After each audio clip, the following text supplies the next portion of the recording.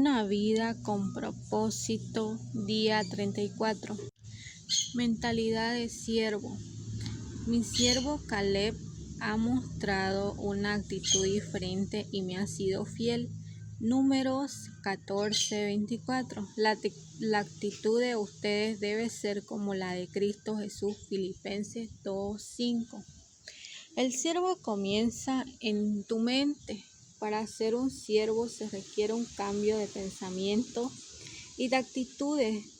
Dios está más interesado en por qué hacemos las cosas que en lo que hacemos. Las actitudes cuentan más que los hechos. El rey Amasías perdió el favor de Dios porque hizo lo correcto ante los ojos del Señor, aunque no de todo corazón.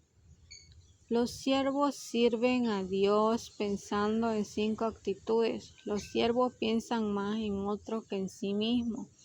Se enfocan en los demás, no en ellos mismos. Esto es verdadera humildad, no pensar menos sino menos en nosotros mismos. Se olvidan de sí mismos. Pablo dijo: olvídense de ustedes mismos lo suficiente para que extiendan una mano ayudadora. Esto es lo que significa perder tu vida, olvidándote de ti mismo para servir a otros. Cuando dejemos de enfocarnos en nuestras propias necesidades, comenzamos a advertir las que yacen alrededor de nuestro Jesús. Se despojó a sí mismo tomando forma de siervo. ¿Cuándo fue la última vez que te olvidaste de ti mismo para beneficiar a alguien? No puedes ser siervo si estás lleno de ti mismo. Solo cuando nos olvidamos de nosotros mismos podemos hacer cosas que merecen ser recordadas. Desafortunadamente, la mayoría de nuestro servicio a menudo es autografiante. Servimos a otro para que le gustemos, para ser admirados o para lograr nuestras propias metas. Eso es manipulación, no ministerio. Todo el tiempo lo que realmente hemos estado pensando es en nosotros mismos y en cuán nobles y maravillosos somos. Algunas personas tratan de usar el servicio como una herramienta de negociación con Dios. Haré esto por ti, Dios, si haces algo por mí. Los verdaderos siervos no tratan de usar a Dios para sus propósitos. Dejan que Él los use para el suyo. La cualidad de olvidarse de sí mismo. Al igual que la fidelidad, es extremadamente excepcional. Aparte de todas las personas que Pablo conocía, Timoteo era el único ejemplo que señalaba. Pensar como siervo es difícil porque desafía el problema básico de mi vida. Yo soy, por naturaleza, egoísta, pienso más en mí. Por eso es que la humildad es una lucha diaria, una lección que debo volver a aprender una y otra vez. La oportunidad de ser siervo me confronta docenas de veces al día. Me dan opción de decir entre satisfacer mis necesidades o las de otros. La abnegación es el alma del siervo. Podemos medir nuestros corazones de siervo por la manera en que respondemos cuando otros nos tratan como siervos. ¿Cómo reaccionas cuando eres mandado por alguien o tratado como un inferior?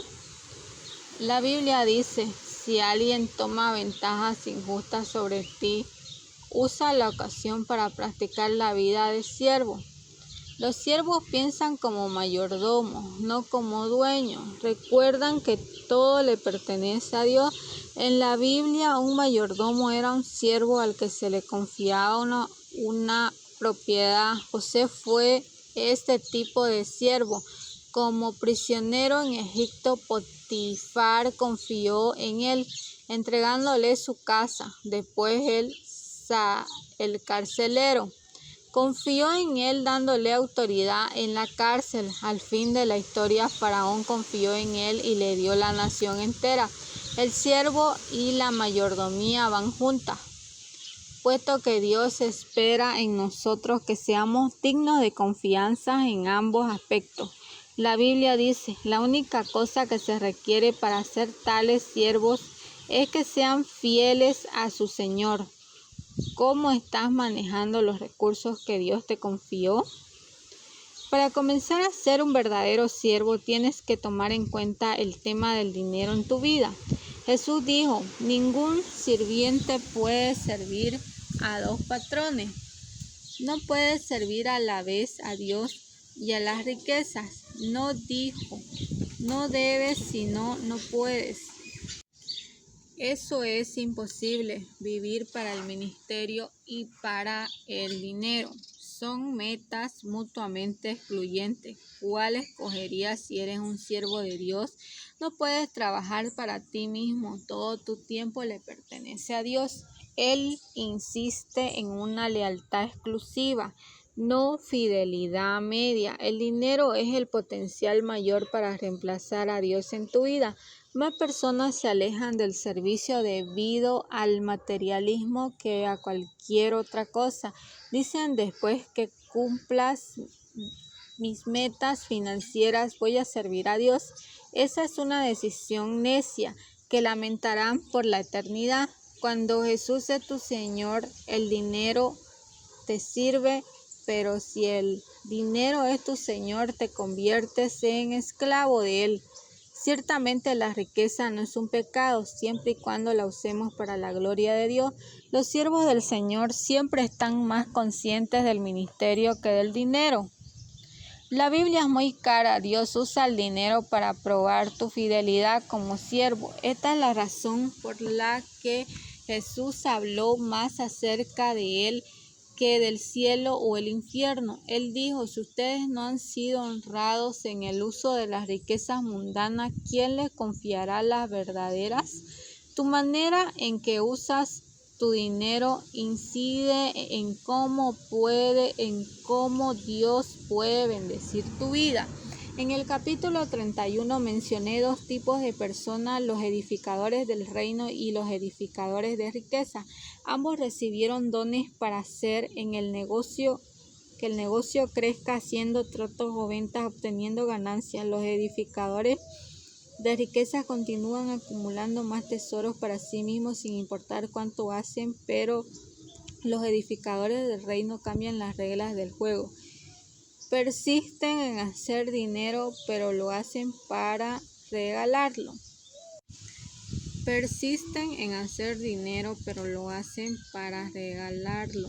Usan las riquezas para financiar la iglesia y la misión de Dios en el mundo en la iglesia. Saddleback.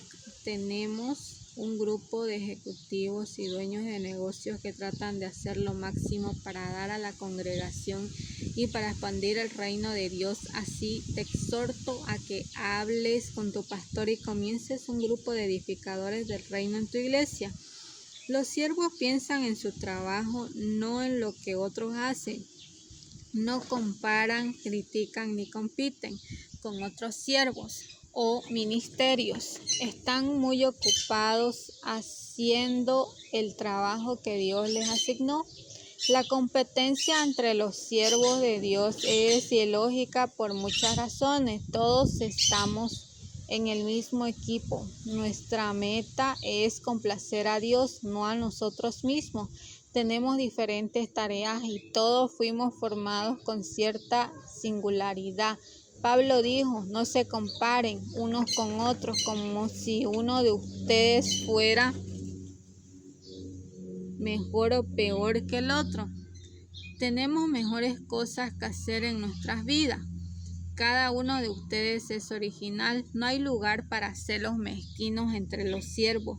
Cuando estás ocupado en servir, no tienes tiempo para criticar. El tiempo que gastas en criticar a otro deberías usarlo para ministrar. Cuando Marta se quejó con Jesús de que María no le estaba ayudando con su trabajo, perdió su corazón de sierva.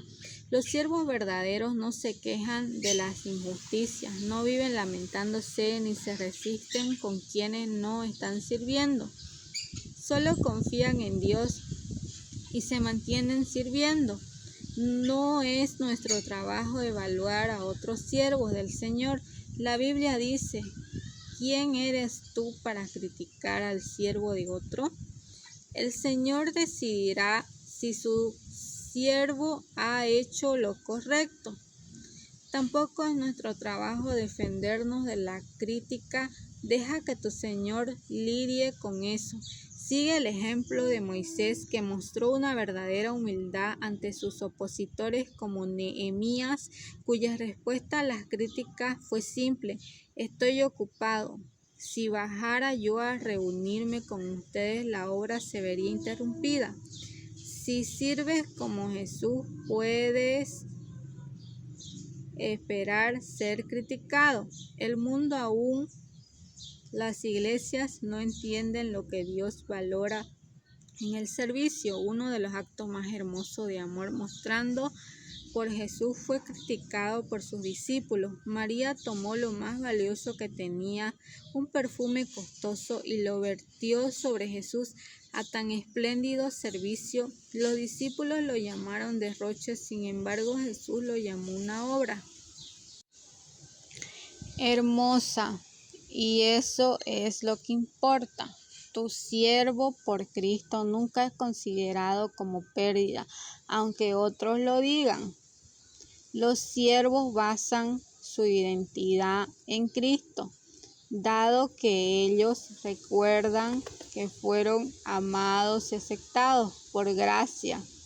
Los siervos no tienen que probar su mérito, voluntariamente aceptan tareas que otras personas inseguras consideran inferiores. Uno de los ejemplos más conmovedores de servicio es la imagen misma que Jesús muestra cuando les lava los pies a sus discípulos. Esto era equivalente a lo que hoy es un lustrador de calzados, un trabajo sin prestigio.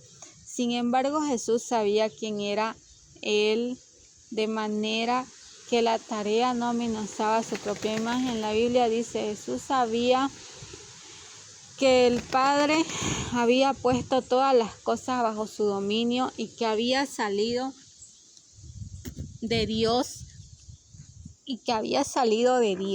y a Él volvía. Así que se levantó de la mesa, se quitó el manto y se ató una toalla a la cintura. Si piensas ser un siervo, debes tener muy definida tu identidad en Cristo. Solo las personas seguras pueden servir. Las inseguras siempre se preocupan de cómo pueden ser vistos por los demás. Temen manifestar sus debilidades y ocultan bajo mantos protectores su orgullo, pretensión. Mientras más inseguro seas, más quieren que te sirvan, más necesitarás aprobación. Henry Nouwen dijo: para que seamos un servicio a otros, debemos morir por ellos. Eso significa que tenemos que dejar de medir nuestros significados y valores con la vara de medir de otros. Entonces comencemos a ser libres para ser misericordiosos. Cuando basas tu valor, tu identidad en tu relación con Cristo, te liberas de las expectativas de otro y eso permite servir con lo mejor de ti. Los siervos no necesitan cubrir sus paredes con placas y premios para avalar su trabajo. No les interesa que se dirijan a ellos con títulos, ni les gusta cubrirse con ínfulas de superioridad.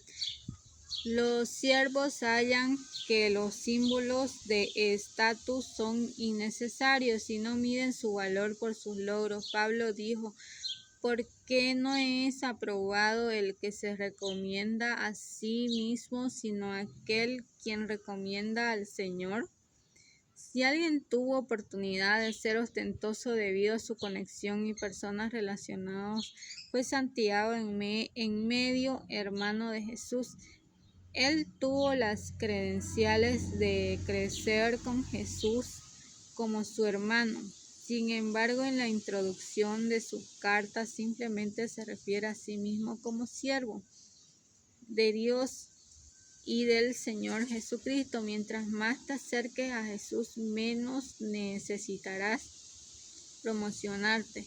Los siervos piensan en el ministerio como una oportunidad, no como una obligación. Disfrutan ayudando a la gente, supliendo sus necesidades y realizando su ministerio.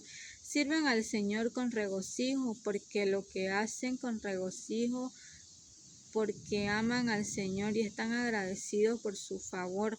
Saben que servir es el mejor uso que pueden darle a su vida y que Dios ha prometido recompensarlo. Jesús dijo: a quien me sirva, mi Padre lo honrará. Pablo, por su parte, afirmó: ¿por qué Dios no es injusto como para olvidarse de las obras y del amor que para su gloria ustedes han mostrado sirviendo a los santos como lo siguen haciendo? Imagínate qué pasaría si solo el 10% de los cristianos en el mundo tomara en serio su rol como siervo. Imagínate todo lo bueno que podría hacerse. ¿Estarías dispuesto a ser de esas personas? No importa la edad que tengas, Dios te usará si comienzas a actuar y pensar como un siervo.